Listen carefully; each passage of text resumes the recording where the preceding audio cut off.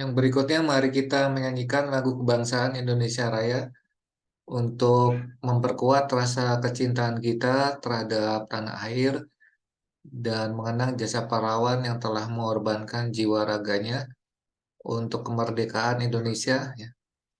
Menyanyikan dengan hikmat dimulai.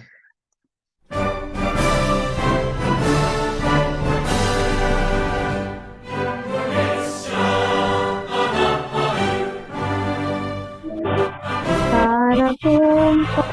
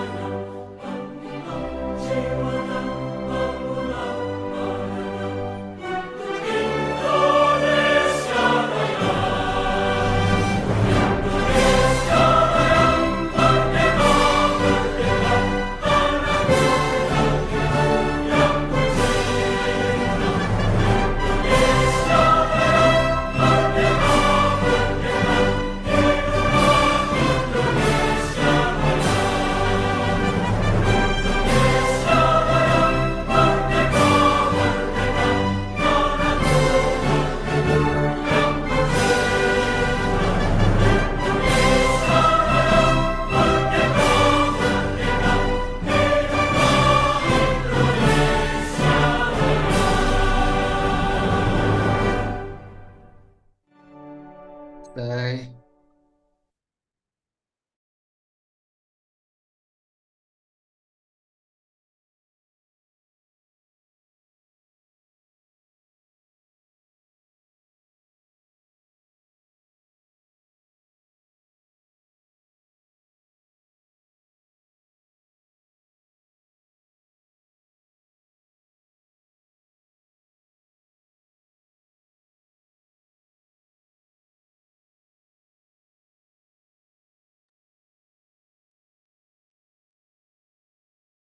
Oke, yang berikutnya perkuliahan ini judulnya membangun taruna-taruni PPIM yang berintegritas ya dengan semangat anti korupsi gitu.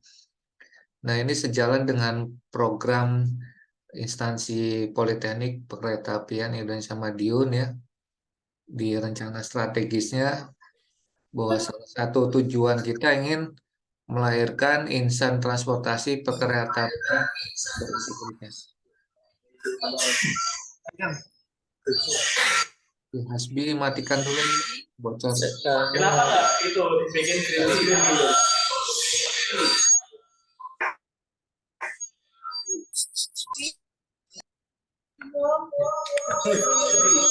Bentar.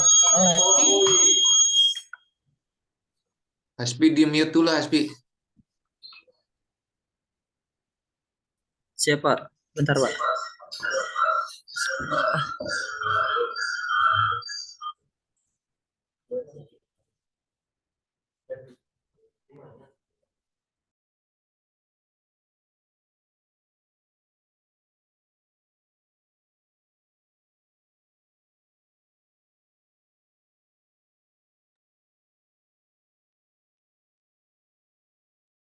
Oke, kita lanjutkan. Jadi kemarin Pak Agus Haryanto juga telah membuat program ya bagaimana mewujudkan Politeknik Perkeretaapian Indonesia Madiun masuk kategori wilayah bebas korupsi ya, zona integritas.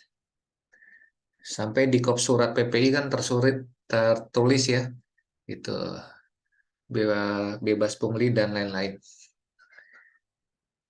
Nah, harapannya Anda selain memahami ilmu manajemen transportasi perkeretaapian ya, ya, juga memahami dan memiliki karakter, sikap, perilaku yang anti korupsi gitu atau berintegritas. Ya, ini sangat penting di dalam bekal Anda bekerja gitu ya, baik di Kementerian Perhubungan, DJKA ya, PT KAI dan lain sebagainya maupun Dinas Perhubungan gitu.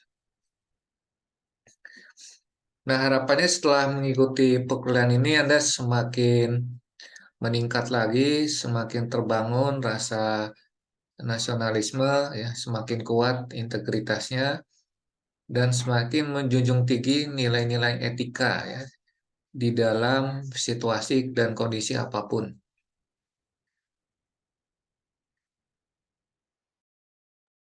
Nah, jadi perkuliahan ini salah satunya motifnya ya karena keprihatinan kita ya.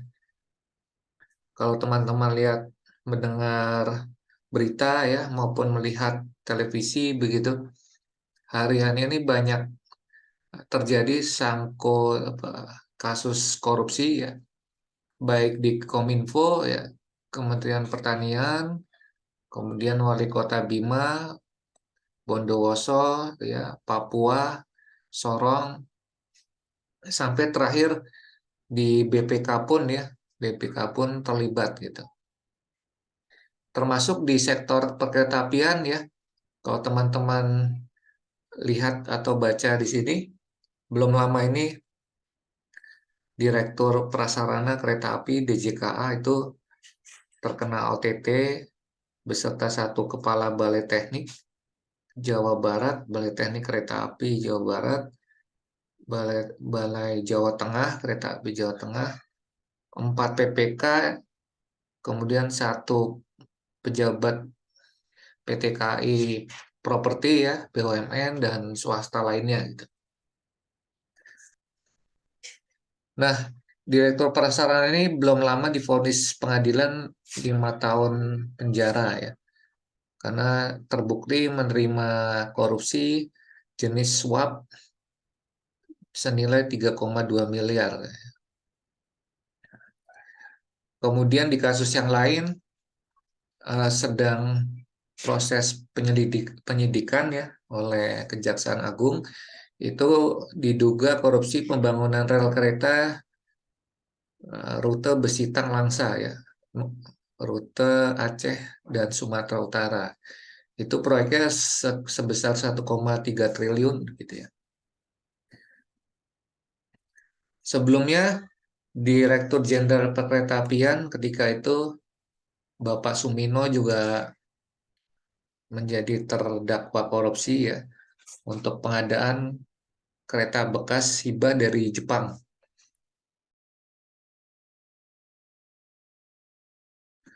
Kemudian kasus korupsi di subsektor lainnya selain kereta api di darat, laut, udara juga eh, pernah terjadi di Kementerian Perhubungan ya, termasuk di Dinas Perhubungan Jakarta, Dishub Sumatera Utara dan Dishub lainnya. Belum lagi di lembaga lainnya seperti kepolisian, ini juga beberapa kali tersangkut ya. Kalau Anda lihat di sini ini Pak Teddy Minahasa ya. Kemudian pengadaan simulator kendaraan untuk ujian SIM ini ya merugikan negara puluhan miliar ya. Kemudian di level yudikatif di tingkat Hakim Agung juga terjadi ya. Ini Hakim Agung menjadi tersangka korupsi, juga ini Hakim Pengadilan Negeri di Jakarta Selatan ya. Juga tersangka korupsi jual beli pasal. Kemudian di daerah-daerah lain seperti Bekasi ya, kemudian Langkat, Surabaya, Bogor, Pemalang, Jogja, Lampung, sampai di Provinsi Jawa Timur ya, Papua, Bondowoso, dan lain-lain. Nah, mayoritas korupsi ini terjadi karena keserakahan ya, kemudian adanya peluang dan lemahnya iman serta kurangnya pengetahuan. Dan mayoritas terjadi di sektor pengadaan barang dan jasa pemerintah gitu ya. Nah, ini kasus OTT di Langkat, kemudian di Surabaya ya. Kemudian juga ini di Kabupaten Bogor. Kemudian ini korupsi pengurusan IMB di Jogja. Ya. Ini di kasus tangkap tangan OTT di Pemalang dan di Lampung ya. Bahkan korupsi sudah memasuki sektor pendidikan, rektor Universitas Lampung korupsi ditangkap, rektor Udayana di Bali juga belum lama ditangkap ya. Karena kasus jual beli penerimaan kuota penerimaan mahasiswa baru ya. Ini di Mahkamah Agung ya, jual beli pasal pengurusan perkara, kemudian ini di Provinsi Jawa Timur ya. Yang lebih ironi lagi sekarang Ketua KPK juga sedang disidik oleh penyidik Mabes Polri terkait dugaan pemerasan Syahrul Yassin Limpo. Ya, belum diputuskan ya, sedang proses penyidikan gitu ya. Nah, artinya korupsi ini luar biasa ya, extraordinary crime yang bikin rakyat banyak kecewa ya. Banyak uang negara yang seharusnya untuk pembangunan meningkatkan kesejahteraan rakyat akhirnya tidak bisa dilakukan pembangunan karena uangnya dikorupsi gitu. Akhirnya rakyat miskin, rakyat terbatas untuk mengakses pendidikan, kesehatan dan lain-lain. Makanya perkuliahan ini ya harapannya Anda selaku generasi penerus, generasi zilenial ya, ini dapat lebih baik dari generasi-generasi yang ada sekarang ya. Nah, kalau Anda bayangkan ya, seandainya tidak ada korupsi di Indonesia, itu semua anak-anak bisa sekolah ya, semua orang yang sakit bisa berobat gratis, transportasi juga bisa selamat, aman, nyaman ya, lingkungan bisa dipelihara dengan asri, kemudian juga masyarakat bisa berobat gratis ya, bahkan masyarakat yang miskin. Nah, ini data dari International Transparency, di mana negara-negara dengan peringkat bebas korupsi itu peringkat 5 besar berada di negara Skandinavia ya, Denmark, Swedia, Finlandia. Nah, sedangkan Indonesia itu berada di papan bawah, indeks persepsi korupsinya tahun lalu di angka 38 ya, di peringkat 101 ya. Itu sangat memprihatinkan ya.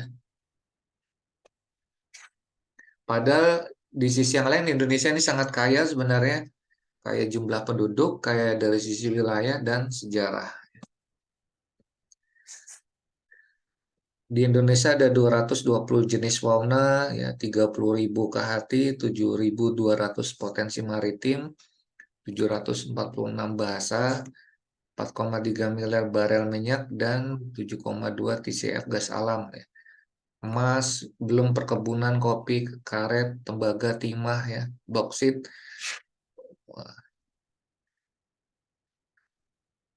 Nah, apalagi jika kita tilik sejarah, sebelum Indonesia ini juga Nusantara dihuni oleh kerajaan-kerajaan besar ya, yang wilayahnya membentang di wilayah-wilayah Asia seperti Majapahit ya, Samudra Pasai.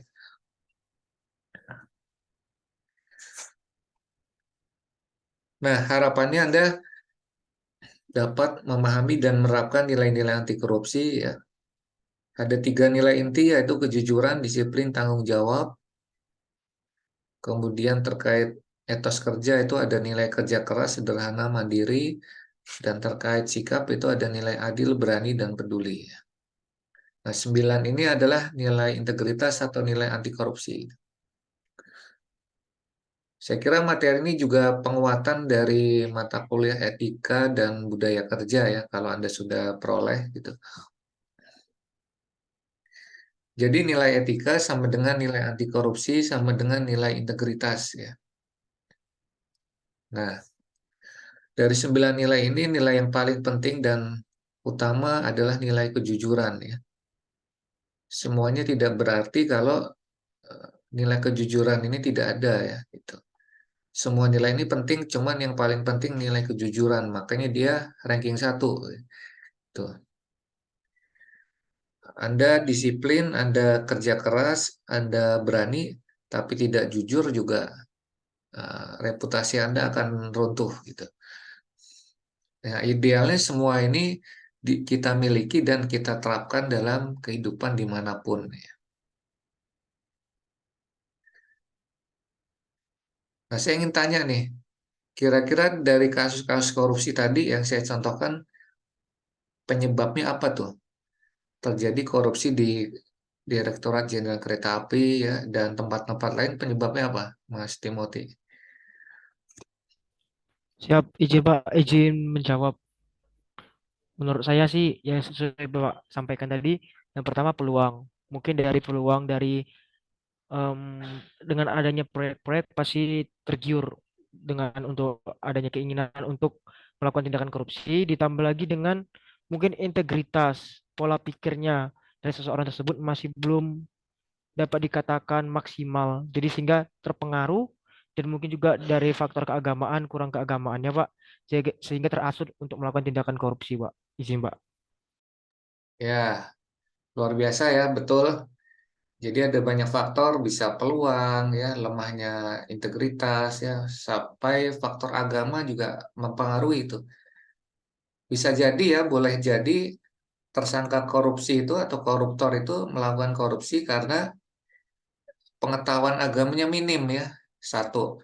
Atau dia sudah tahu itu dilarang agama tapi tetap melakukan ya, karena nafsu itu. Atau opsi yang ketiga, dia tahu tetapi tidak melakukan ya. Maksudnya dia tahu Tuhan melarang jangan mencuri, jangan korupsi ya.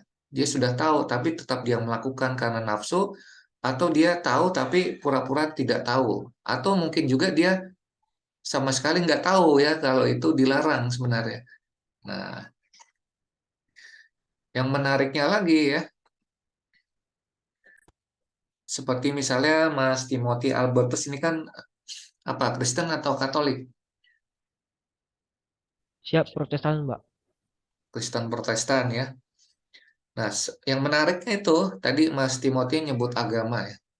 Sebenarnya ya, agama-agama langit ya seperti Islam, Kristen, Katolik, kemudian Yahudi ya, kemudian agama-agama yang punya kitab suci itu ya, itu kalau Anda baca pasti ajaran agama mereka semua tuh melarang yang namanya mencuri ya. Bahasa Inggrisnya thief ya, thief. Pencuri itu theft atau cheat ya, itu mencuri, itu pasti semua agama melarang ya. Itu sinonim yang mencuri adalah korupsi ya.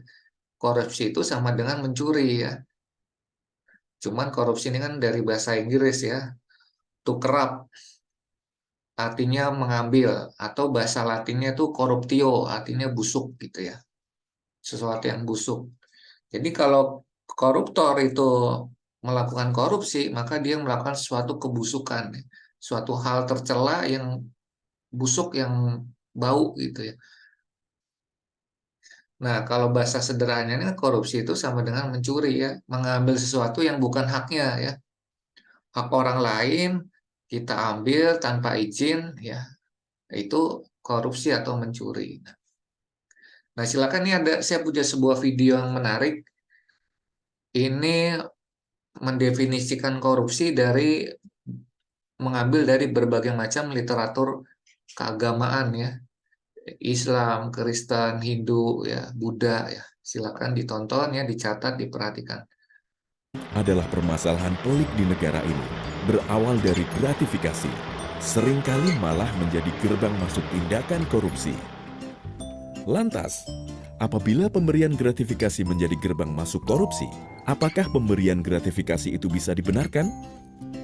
Nah, Mari kita tengok beberapa pandangan agama terkait pemberian gratifikasi. Dalam pandangan agama Islam, saling memberi hadiah pada hakikatnya dianjurkan sepanjang dalam menyambung silaturahmi, mempererat kasih sayang, atau membalas kebaikan orang lain. Akan tetapi, hadiah bisa menjadi haram jika bertujuan melanggar hukum syariat, mempengaruhi kebijakan publik, dan sebagainya. Adanya hadiah kepada pejabat sebagai wujud terima kasih atas layanannya dapat merusak amanah dan keadilan. Karena itu, guna menegakkan keadilan di tengah masyarakat, Islam mengharamkan pemberian hadiah kepada pejabat. Dalam hadis Al-Bukhari dan Muslim dikisahkan, Ibnu Al-Lutbiyah, seorang pemungut zakat menghadap Nabi Muhammad SAW sambil membawa harta zakat yang dipungutnya.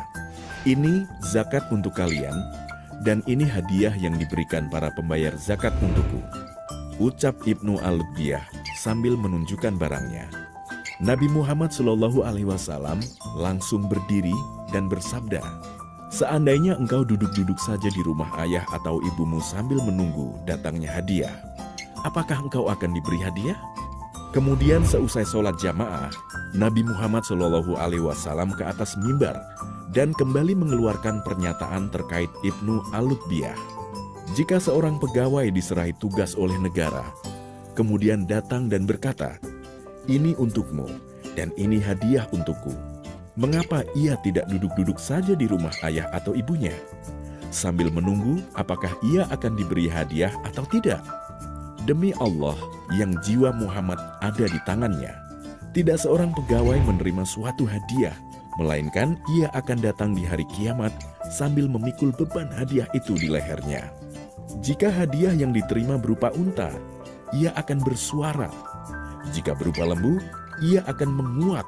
Dan jika berupa kambing, ia akan mengembik. Saksikanlah, bukanlah aku Muhammad SAW telah menyampaikan kebenaran. Dalam ajaran Kristen dan Katolik, pemberian suap juga dilarang, seperti tertuang dalam Ulangan 16 ayat 19.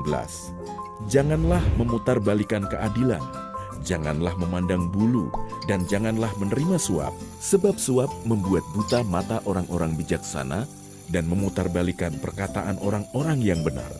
Oleh karena itu, gratifikasi yang dianggap suap merupakan sesuatu yang dilarang. Sesuai ajaran yang tertera pada Sarasa Muscaya, dalam mencari sarana hidup dan penghidupan, apakah berupa harta ataupun pemenuhan keinginan, manusia tidak boleh menyimpang dari dharma.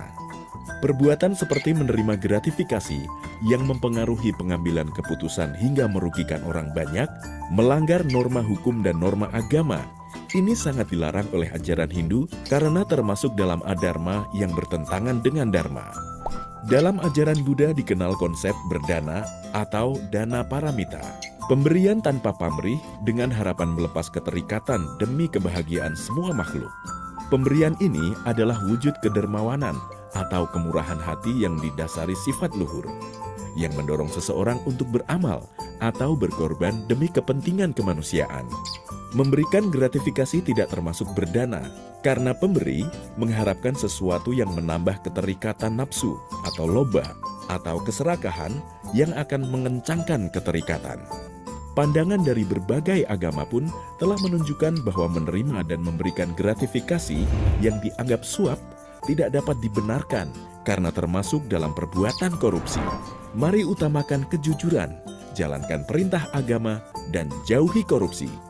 Untuk melaporkan gratifikasi, klik goal.kpk.go.id. Klik kpk.go.id/gratifikasi untuk info lengkap soal gratifikasi. Nah, tadi videonya tentang gratifikasi ya, atau gratifikasi yang dianggap suap itu dilarang ya, masuk tindak pidana korupsi. Nah, itu ternyata di agama-agama itu sudah ada ajarannya begitu ya. Nah, itu dari perspektif agama ya. Sekarang kalau kita lihat dari perspektif hukum. Nah, kalau di hukum positif itu kita punya Undang-Undang 3199 ya, Junto Undang-Undang 20 2021 tentang pemberantasan tindak pidana korupsi ya. Jadi undang-undang ini lahir dengan semangat reformasi 98 ya. Karena di era Orde Baru itu korupsi merajalela puluhan tahun ya, memperkaya kroni-kroni famili presiden khususnya ya dan teman-temannya itu. Jadi reformasi 98 itu tonggak awal dari pembaruan ya di berbagai sistem ya, sistem hukum, pendidikan, termasuk di sistem pemerintahan ya. Ya, reformasi birokrasi untuk melahirkan aparatur sipil negara yang bebas KKN ya. Nah, di Undang-Undang 31 ini kalau secara definisi ya, terminologi hukum, korupsi itu artinya setiap orang yang dengan sengaja melawan hukum untuk melakukan perbuatan dengan tujuan memperkaya diri sendiri ya, atau memperkaya orang lain, atau memperkaya korporasi yang mengakibatkan kerugian negara atau ekonomi negara ya. Jadi melawan hukum itu artinya hukum melarang untuk korupsi, tapi dia langgar, itu melawan. Nah, bisa jadi kita tidak menerima uang korupsi, tapi kita menyebabkan kerugian negara yang mengakibatkan memperkaya orang lain. Kita juga bisa kena tuh pasal korupsi ya. Jadi hati-hati. Misalnya siapa di sini? Mas Usama bin Laden ya. Dia tidak korupsi uang kas kelas misalnya. Cuman dari keputusannya mengakibatkan Mas Timothy menerima keuntungan pribadi. Nah, itu Mas Usama juga terlibat korupsi gitu kan. Jadi memperkaya diri sendiri, memperkaya perusahaan lain ya. Itu juga korupsi ya. Nah, secara Latin tadi artinya busuk ya, dari bahasa Latin corruptio itu busuk. Nah, ada para ahli yang mendefinisikan korupsi seperti Robert Kligat. Ini mirip ya, artinya ada kata kunci memperoleh keuntungan ya, keuntungan pribadi, kelompok, keluarga ya. Jadi kenapa nepotisme masuk ke ranah korupsi? Karena nepotisme itu menyebabkan diperolehnya keuntungan bagi keluarga terdekat ya, gitu. Jadi kalau ada kasus seorang pejabat ya memasukkan anaknya jadi pegawai negeri ya lewat jalur khusus tanpa tes, itu nepotisme sama dengan korupsi ya, dan kasus-kasus lain.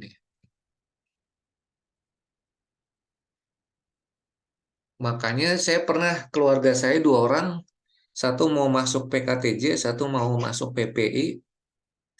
Itu udah saya jelaskan ya, sekarang silakan ikuti tes transparan ya. Sekarang reformasi birokrasi yang diterima yang nilainya bagus ya. Cuman karena mindset masyarakat kebanyakan tuh masih pikiran lama ya, zaman Orde Baru, kalau nggak ada orang dalam nggak bisa masuk kuliah ya. Susah juga ya, nggak percaya dijelaskan. Nah, akhirnya sanak famili saya itu apa ya, memblok nomor WA saya begitu ya, karena anaknya nggak diterima. Nah, itu contoh-contoh kecil. Termasuk di PBB ya. Ada yang namanya UNCAP, kayak United Nations Convention Against Corruption.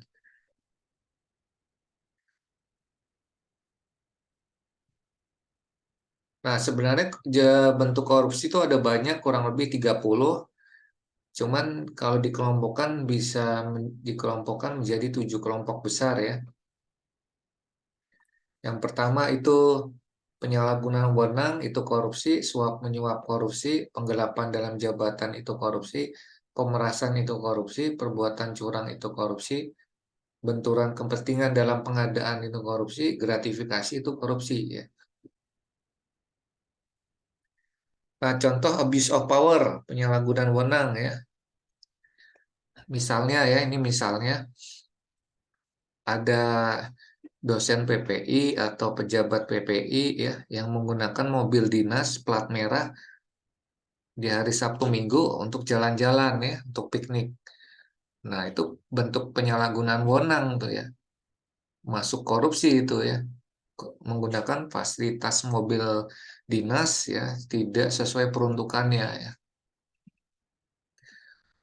Atau menggunakan motor dinas, rumah dinas ya, perjalanan dinas ya, dan fasilitas lainnya dari negara bukan untuk melaksanakan tugas kenegaraan gitu ya. Ya, itu penyalahgunaan wewenang ya. Termasuk tadi seorang pejabat yang menitipkan anaknya agar lolos tes CPNS. Nah, itu penyalahgunaan wewenang. Atau direktur PPI ini misalnya ada proyek bangun kelas baru, ditunjuk kontraktor itu saudaranya. Nah, itu penyalahgunaan wewenang ya. Nah, itu tidak boleh. Dan contoh penyalahgunaan wewenang banyak sekali ya. Dari mulai terkecil, misalnya di tingkat kepala desa, itu ada kepala desa yang menyalahgunakan wewenangnya sebagai pemimpin desa ya, dengan menggunakan dana desa untuk uh, perawatan skincare ya.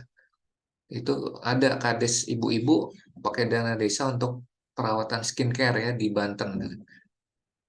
Ada juga kepala desa yang pakai dana desa untuk nikah lagi ya. Itu kan menyalahgunakan wewenang ya, wewenang dana desa. Atau di level taruna-taruni itu bisa jadi ada penyalahgunaan wewenang ya. Misalnya taruna-taruna yang punya dikasih jabatan sebagai apa istilahnya, ketua kelas atau apa, komandan peleton ya. Nah, itu dia ternyata tidak ikut apel, tidak ikut ibadah karena dia punya kewenangan ya itu. Itu bentuk korupsi terkecil ya.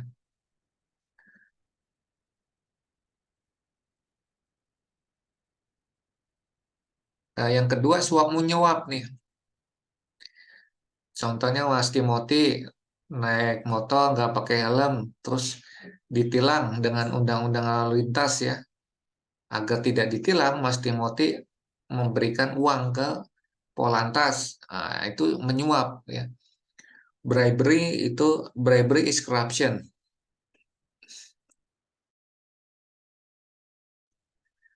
Atau misalnya Mbak Radita biar diterima di PPI Madiun ya, ngasih uang sejumlah uang ke panitia seleksi penerimaan. Nah, itu menyuap. Atau misalnya Mas Usama ya, biar diterima CPNS, ngasih uang ke ketua panitia pengadaan CPNS. Nah, itu menyuap. Atau seorang pengusaha ya, Pak Budi mengasih uang ke eh, kuasa pengguna anggaran biar dikasih proyek. Nah, itu menyuap. Yang ketiga, penggelapan dalam jabatan ya. Nah, misalnya Anda punya jabatan, ya, terus Anda gelapkan uang, dokumen berharga, surat berharga untuk kepentingan pribadi ya. Misalnya yang jadi bendahara pengeluaran di PPI, bikin kwitansi bodong ya, manipulasi laporan keuangan. Nah, itu embezzlement, penggelapan dalam jabatan ya. Termasuk orang-orang belum lama ini ya, PNS di Ditjen Pajak itu menggelapkan uang pajak ya. Uang pajak yang dibayarkan rakyat seharusnya disetorkan ke negara ya. Dia tilep masukkan ke kantong pribadi ya. Jangka imah. Nah, itu penggelapan dalam jabatan ya. Atau misalnya ada komputer, laptop, sepeda motor, mobil kantor dibawa pulang, diubah platnya jadi hitam. Nah, itu penggelapan ya. Yang keempat, pemerasan. Nah, ini yang sedang diselidik sama penyidik Polri ya, kasusnya Firly Bahuri ya. Dia melakukan extortion memeras Syahrul Yassin Limpo ya, meminta secara paksa aktif sejumlah uang. Atau belum lama ini kasus PNS kasih imigrasi di Bandara Ngurah Rai yang ditangkap jaksa ya, jaksa pidana khusus Kejati Bali karena melakukan pungutan liar terhadap wisatawan asing domestik yang lewat fast track ya di bandara ya. Itu dia melakukan pungli per orang 250.000 ya, biar di proses pemeriksaan imigrasinya cepat ya. Nah, dia melakukan pungli ya. Pungli itu masuknya ke pemerasan gitu. Terus ya pemerasan ini juga banyak terjadi ya. Pokoknya yang sering terjadi dia yang punya power, punya kuasa, cenderung memeras ya.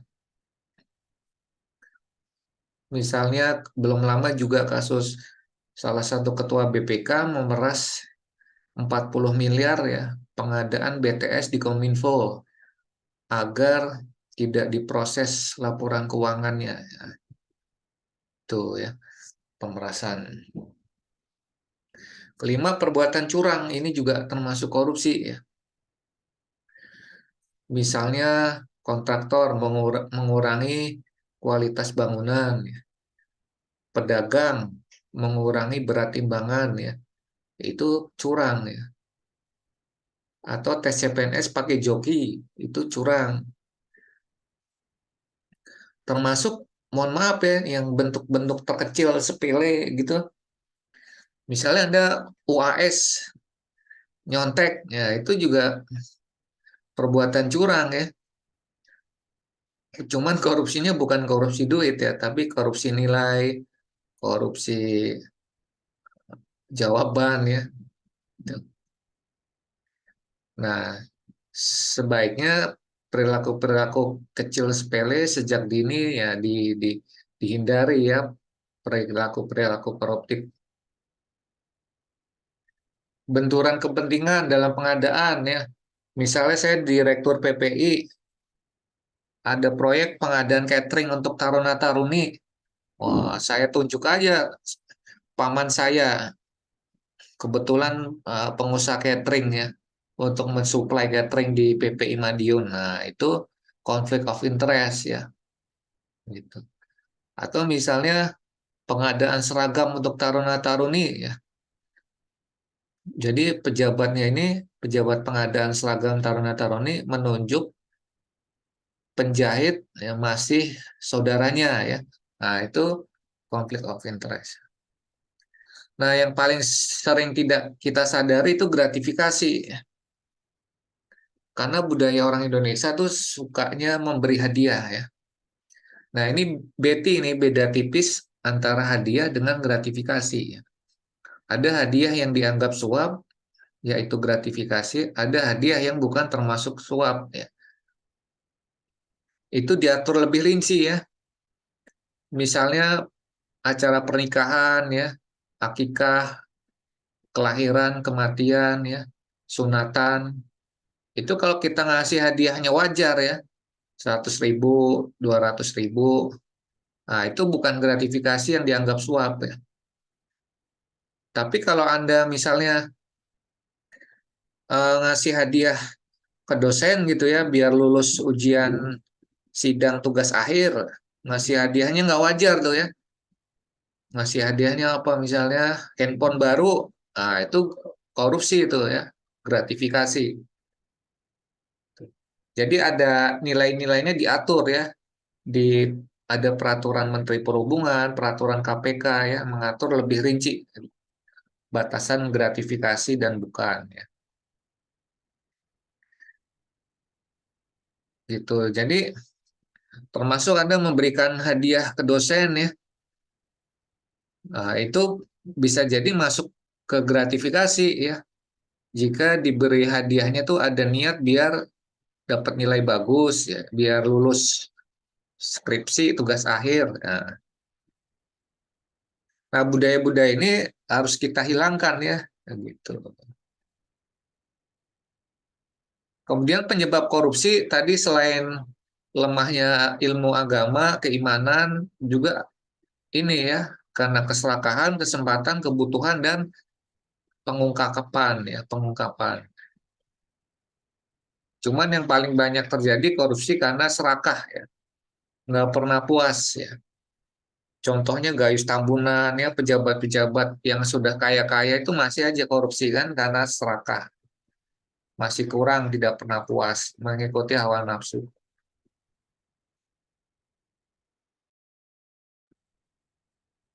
Ada juga yang korupsi karena terpaksa ya, dipaksa oleh sistem yang buruk.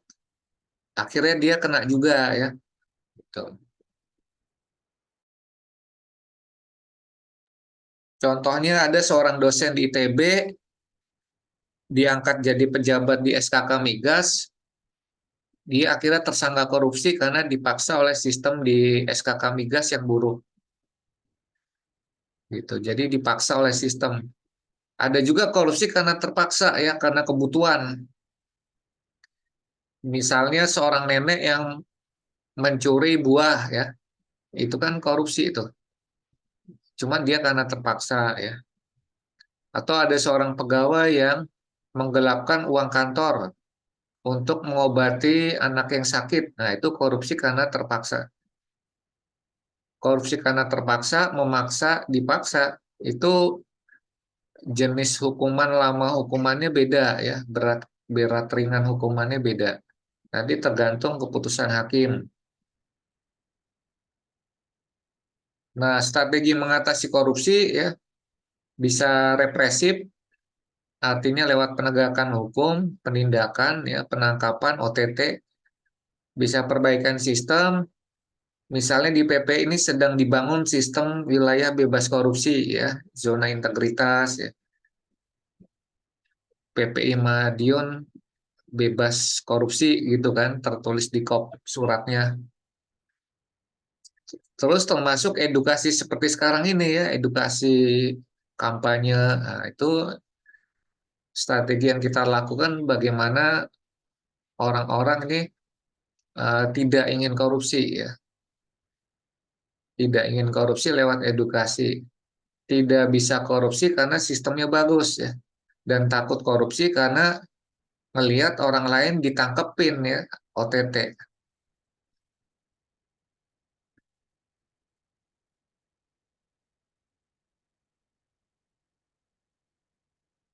Nah, itu kurang lebih eh, edukasi singkat, penyuluhan singkat ya.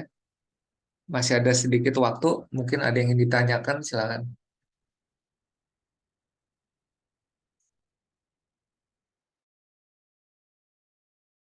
Izin Pak, izin tadi kan kita sudah belajar cara mungkin untuk mengantisipasi agar kita tidak terjerat dengan kasus korupsi. Bagaimana Pak jika mungkin sudah terjadi Pak, sudah kita alami? Cara apa sih yang kita lakukan Pak? Siap. Sudah terjadi menimpa orang lain atau menimpa diri sendiri? Mungkin bisa dua-duanya Pak, siap. Karena kan benar kata Bapak, kadang-kadang kita itu terpaksa karena lingkungan Pak.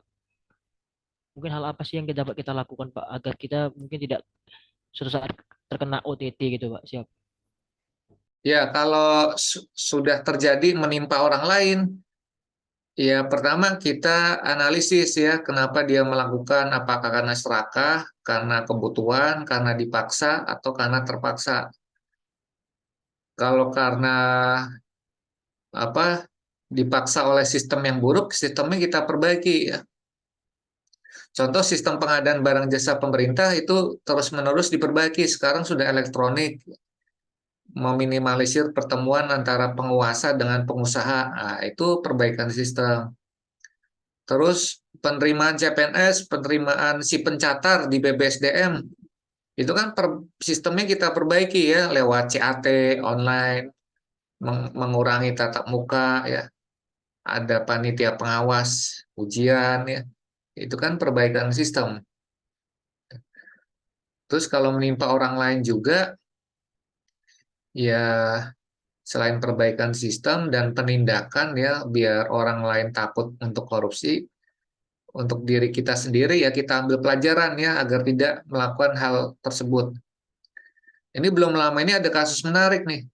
Profesor Edi, pakar hukum pidana di UGM, guru besar hukum, sebelumnya banyak menuntut kasus pidana korupsi di pengadilan, belum lama ini jadi tersangka korupsi ya, gratifikasi gitu. Setelah beliau diangkat menjadi Wamenkumham. Jadi ternyata orang baik pun bisa jadi buruk karena masuk ke sistem yang buruk, jadi wakil menteri hukum, punya kekuasaan ya. Akibat dia punya kekuasaan muncullah godaan ya, ada orang-orang dengan kepentingan tertentu meminta dia membantu suatu kasus hukum.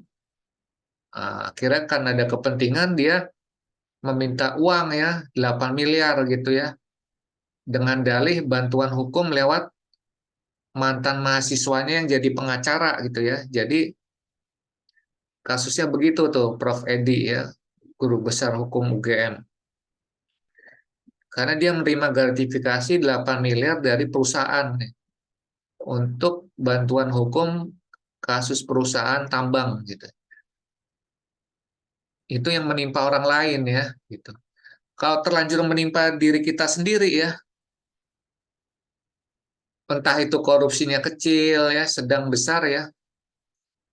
Misalnya korupsi yang kecil apa ya?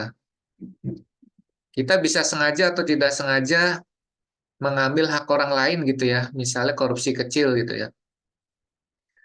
Tadi yang nanya siapa ya? Mas Timothy ya?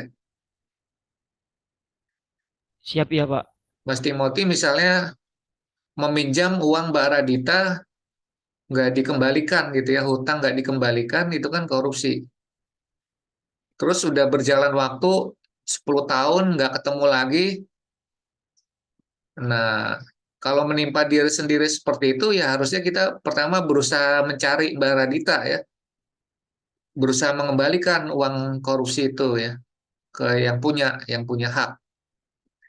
Kalau orang yang kita cari-cari nggak ketemu, uang yang kita ambil bukan hak kita itu, kita niatkan sedekahkan untuk fakir miskin, yatim piatu atas nama yang bersangkutan ya.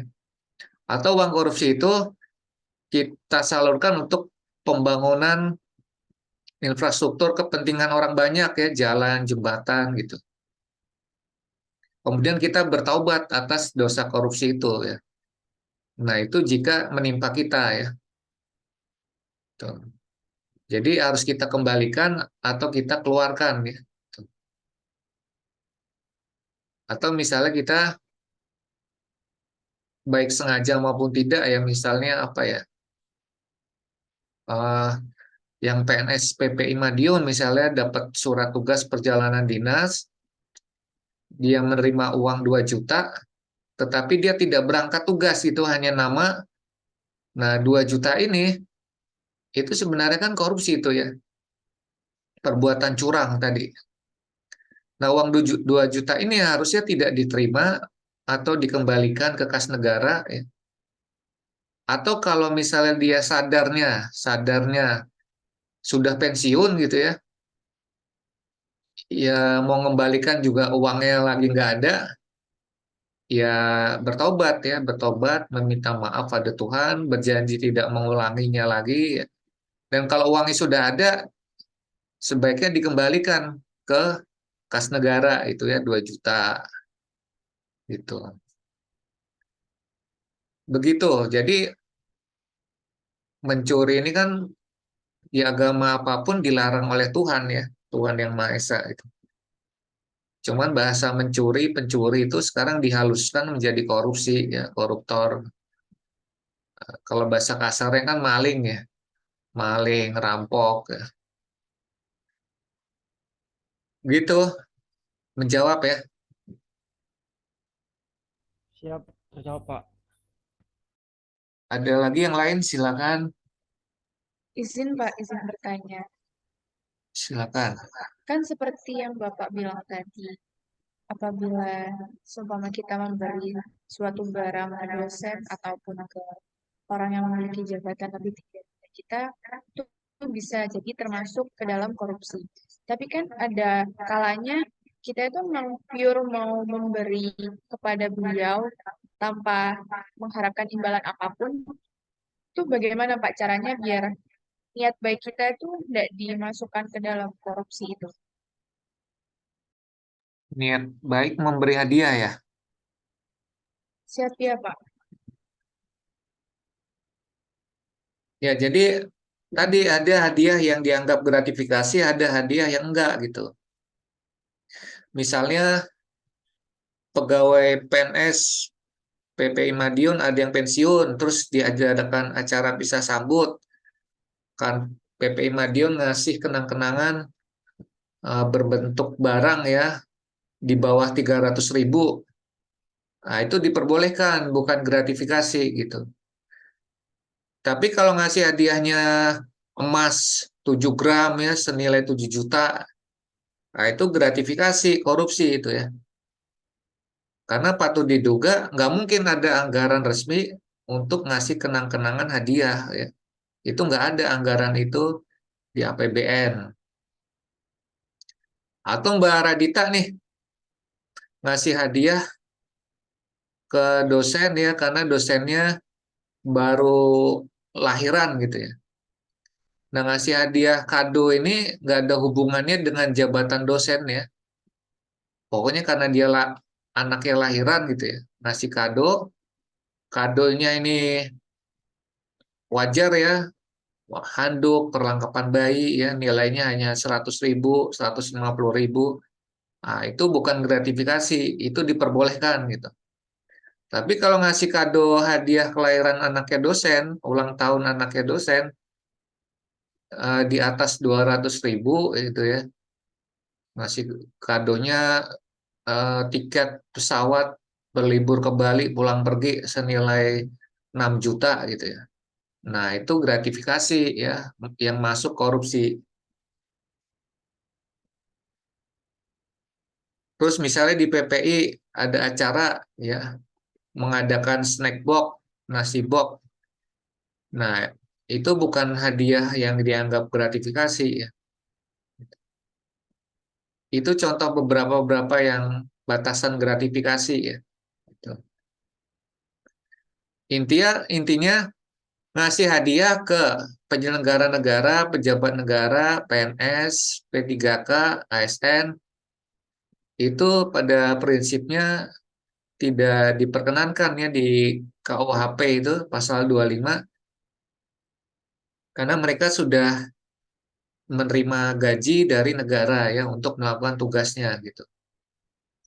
Makanya tadi di video kan kalau istilahnya Nabi Muhammad seorang penyelenggara negara sudah digaji masih menerima hadiah ya. Tadi dicontohkan unta ya.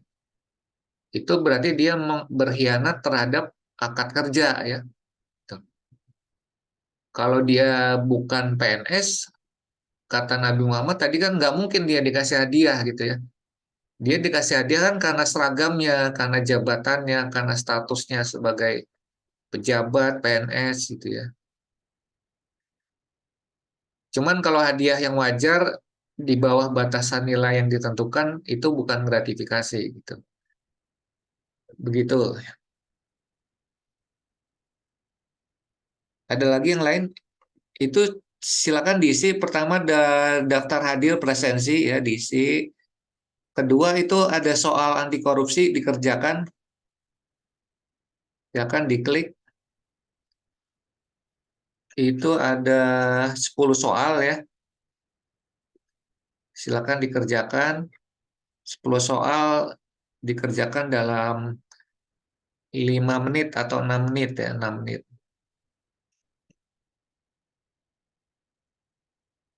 Silakan diisi dulu daftar hadir dan soalnya.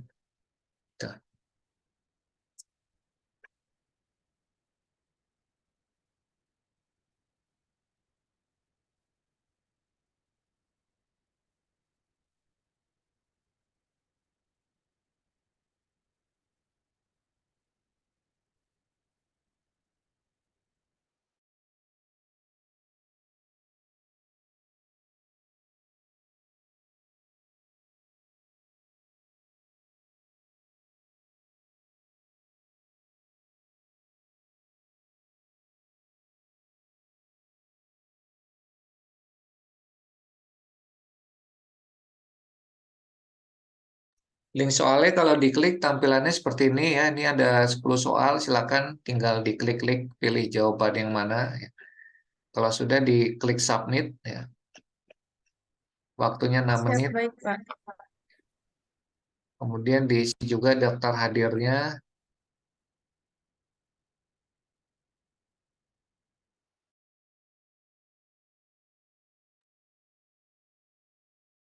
Jadi pengetahuan anti korupsi itu penting ya untuk kita ketahui agar kita tahu, paham mana yang harus kita lakukan, mana yang tidak boleh kita lakukan ya. Tuh. Kalau nggak punya ilmunya repot juga ya. Oh sebenarnya ini dilarang tuh. Oh ini nggak boleh ya. Saya nggak tahu ya karena nggak punya ilmunya akhirnya terjerumus karena kebodohan ya. Cuman jangan sampai juga Anda sudah tahu ilmunya sengaja melanggar ya atau pura-pura tidak tahu. Nah itu nggak bagus juga ya. Jadi dua-duanya penting nih. Sudah tahu ilmunya diamalkan ya. Kalau belum tahu cari tahu.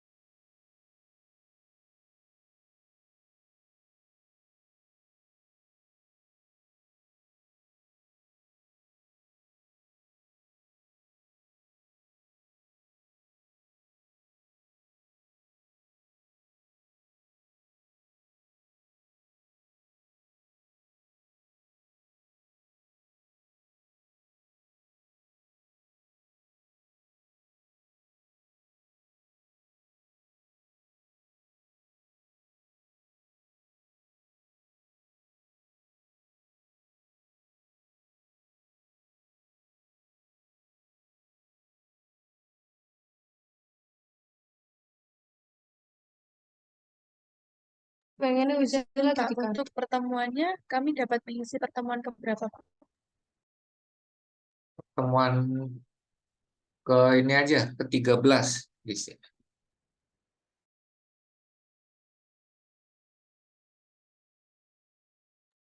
Siap, terima kasih, Pak.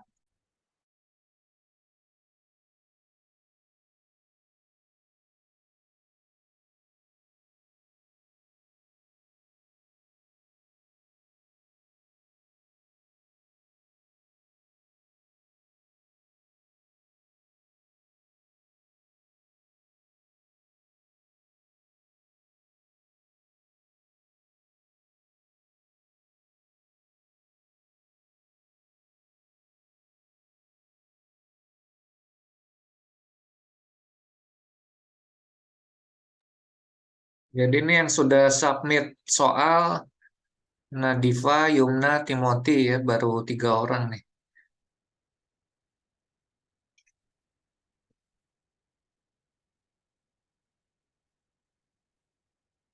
Yang sudah submit soal diisi daftar hadir presensinya.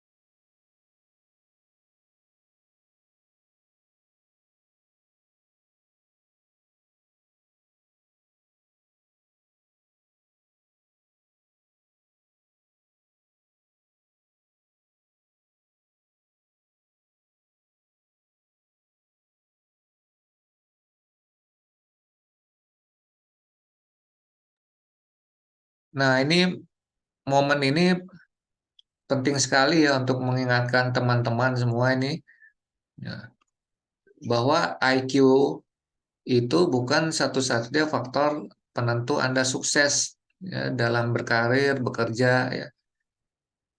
Tuh. Terlebih lagi ada faktor yang lebih penting yaitu integritas gitu ya. Nah, ini coba jangan sampai Anda, saya, kita semua ya eh, mengalami kasus seperti Prof. Edi ini gitu kan. Beliau tidak diragukan itu orang pinter ya, guru besar hukum lagi di UGM lagi kan, profesor, doktor ya, ahli hukum pidana lagi kan. Cuman karena integritasnya lemah ya, akhirnya karir, reputasi, nama baik yang sudah dia bangun ya, dia titi karirnya puluhan tahun mungkin ya, itu hancur seketika kan, menjadi tersangka gratifikasi gitu. Nah, ya, melakukan gratifikasi menerima uang 8 miliar ya dari pengusaha kasus bantuan hukum ya, sebuah penyelesaian perkara hukum perusahaan tambang. Karena dia punya kekuasaan sebagai wakil menteri hukum dan HAM, pengusaha ini mungkin kenal dia ya, minta bantuan, diiming-imingi duit ya. Akhirnya ya sepandai-pandainya tupai jatuh juga kan. Kan kasihan nih dia udah susah payah ya berkarir jadi sampai profesor ya. Hancur seketika dia kerja puluhan tahun gitu kan. Makanya Anda sebagai taruna taruni tidak hanya IPK-nya tinggi, nilainya bagus ya. Yang terpenting integritas gitu. Kejujuran tadi 9 nilai anti korupsi ya, kejujuran, sederhana, berani, adil ya. Sederhana, tanggung jawab.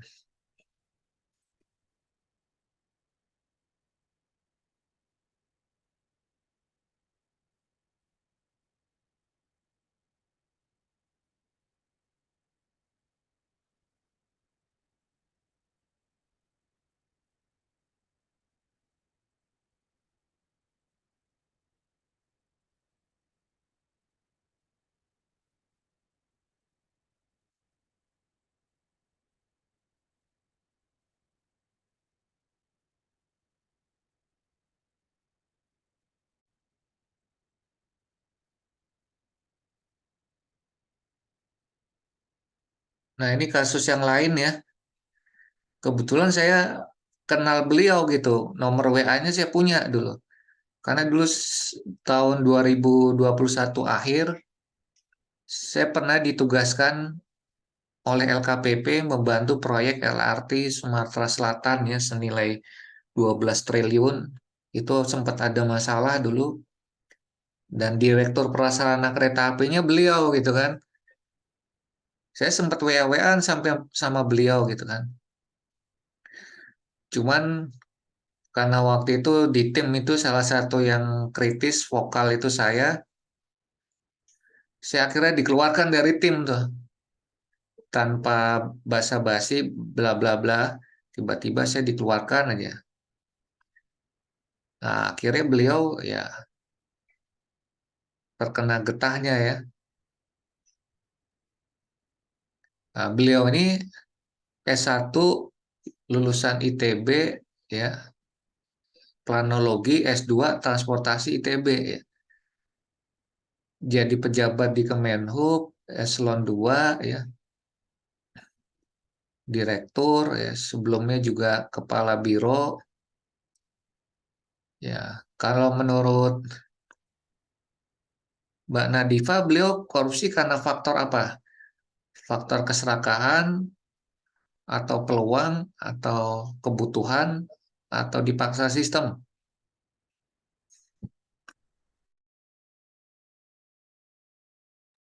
Izin Pak, mungkin karena keserakahan beliau Pak.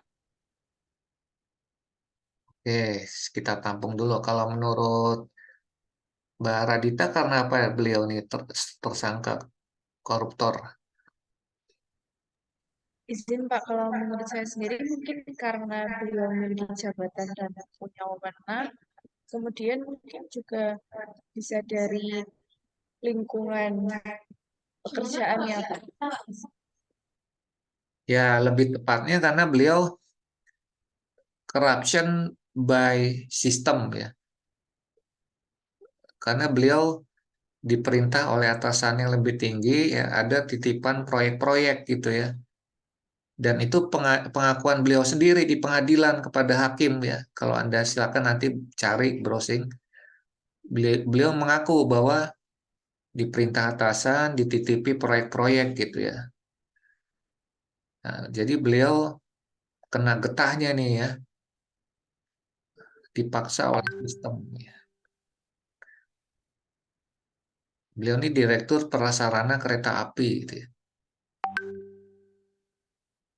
Sebelum direktur, beliau juga cukup lama staf di Direktorat Jenderal Kereta Api ya. Meniti karirnya dari bawah tuh ya, dari kepala seksi ya, fasilitas operasi kereta dan selalu lintas.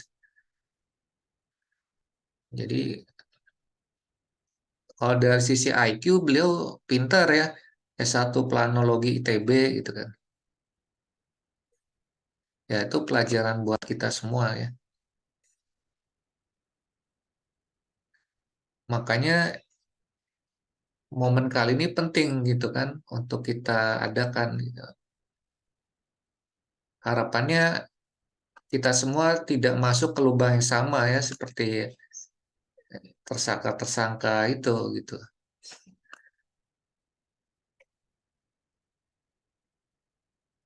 Sudah semua. Izin Pak, itu bertanya. Silakan. Kan seperti yang Bapak jelaskan barusan, beliau terjerat ke dalam korupsi karena jabatannya ya Pak. Kalau seumpama kita berada di posisi jabatan itu yang menyebabkan kita melakukan korupsi, tindakan apa sih Pak yang sebaiknya kita lakukan? Apakah kita melaporkan sistem yang ada di dunia kerja itu atau bagaimana? Ya bagus pertanyaannya. Jadi kalau kita sudah terlanjur dikerja di lingkungan dengan sistem yang nggak bagus, ya, pertama kita bisa menghindari ya jabatan-jabatan yang beresiko tinggi ya, yang tekanannya tinggi kita hindari. Kalau nggak bisa kita hindari karena perintah pimpinan ditugaskan, ya minimal kita tidak menerima ya uang-uang yang tidak jelas ya, yang bisa membahayakan kita ya, uang-uang korupsi gitu kan. Atau yang selanjutnya kita coba memberikan kajian ya, kasih ke pimpinan bahwa ini tidak boleh dilakukan ya karena melanggar ini ya. Suruh beliau mengambil keputusan hitam di atas putih ya. Jadi kalau ada apa-apa pimpinan tanggung jawab ya. Kita diperintah ya gitu. Cuman jangan juga kita terima uangnya gitu. Terus kita bisa juga strateginya ya tadi melaporkan menjadi justice kolaborator ya, melaporkan ke aparat penegak hukum ya, ke KPK ya. Oh, misalnya saya dipaksa untuk melakukan pemerasan ya, dipaksa untuk menerima suap, dipaksa untuk menyuap, yang maksa pimpinan. Nah itu kita laporkan kita nggak kena gitu. Tapi kalau tidak kita laporkan, kita dipaksa memberi suap kepada seseorang, kita bisa kena ya. Karena pemberi suap dan terima suap dua-duanya bisa kena sanksi hukum. Atau kita dipaksa memeras ya. Itu saya alami sendiri tuh. Jadi terang-terangan di Kabupaten Bogor kalau mau ngurus SIM itu di depan pintu masuk udah dicegat minimal 4 orang provos polisi. Terang-terangan harus lewat mereka gitu. Kalau nggak lewat mereka nggak boleh masuk. Dan mereka terang-terangan pasang tarif ya kalau perpanjang SIM C 200.000 ya, tarif resminya 75.000. Nah, itu kan pemerasan itu ya. Bisa jadi mereka melakukan pemerasan karena dipaksa pimpinannya untuk menyetorkan uang gitu ya. Nah, pimpinannya ini dipaksa lagi sama pimpinan yang lebih tinggi untuk setoran lagi. Nah, jadi kompleks di Indonesia tuh, memprihatinkan ya, banyak jual beli jabatan ya. Nah, semangat itu yang ingin kita ubah budayanya ya dari sejak dini gitu kan. Dari sejak tunas-tunas muda ya seperti Anda gitu.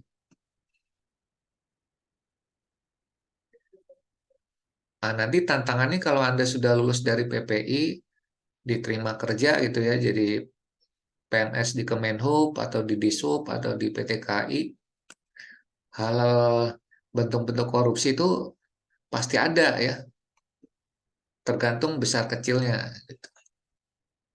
Dan tergantung cara kita menyikapinya gitu. Kalau kita nggak punya ilmunya, kita bingung ya, mau ngapain yang harus kita lakukan nih. Akhirnya kita terjerumus karena tidak punya ilmu gitu kan. Jadi tersangka korupsi karena tanpa sengaja gitu kan, karena nggak punya ilmunya, itu kan sedih banget ya. Karena kita malas belajar, kita nggak tahu kalau itu dilarang, akhirnya kita kena. Nah, jangan sampai begitu ya. Itu yang paling naif ya. Yang paling parah kita tahu kita sengaja melanggar ya. Baik karena dipaksa maupun terpaksa. Memang berat, berat, berat ya. Oke, ini yang sudah isi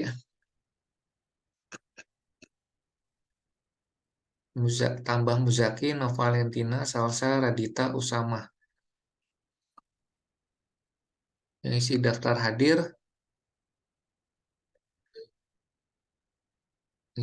hadir, ini baru 2 orang ya.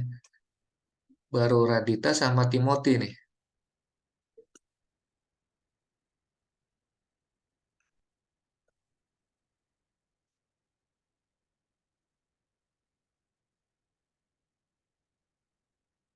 Baik itu ya. Saya kira ini sudah jam 16.55. Cukup ya. Nanti kita lanjutkan di lain kesempatan ya. Silakan ini saya tunggu yang belum submit soal dan mengisi daftar hadir, silakan diisi ya. Terima kasih ya. Saya akhiri. Selamat sore. Wassalamualaikum warahmatullahi wabarakatuh.